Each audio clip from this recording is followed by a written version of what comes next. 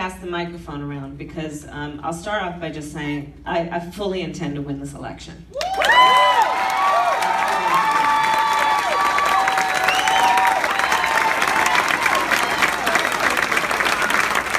And a measure of success will not only be that, but for me, that at the end of this process, a measure of our success will be that we are relevant. And one of the best ways to ensure that, especially at this phase of the campaign, is for me to be able to be in these moments of community and everyone coming together where I can listen as much as I talk. So that's why we're going to have this conversation after. But for now, I'll just share with you some of my thoughts and then I want to hear from you.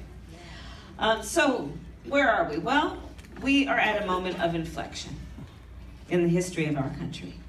This is an inflection moment. This is a moment in time that is requiring us each as individuals and collectively to look in a mirror and ask a question. That question being, who are we? And I think we all know that part of the answer to that question is we are better than this. We are better than this. So this then becomes a moment that we must fight for the best of who we are, and fight we will. And in these moments that cause us to really be concerned about where this is all heading, I'd ask us to remember that this fight for the best of who we are is not new to us. This is a fight we're prepared to have. This is a fight we've had before. This is a fight about fighting for the future and the best of who we are. And as Americans, we're always good for that fight. We're always into that fight, right?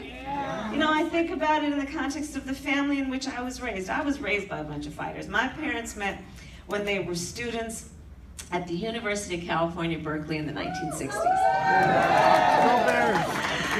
When they were active in the civil rights movement.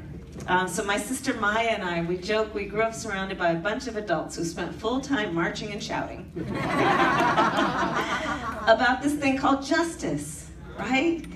And you know, in fact, you know, many of the heroes of that moment were the lawyers, you know, people like Thurgood Marshall and Charles Hamilton Houston and Constance Baker Motley, and these people who knew the skill of the profession of law to translate the passion from the streets to the courtrooms of our country.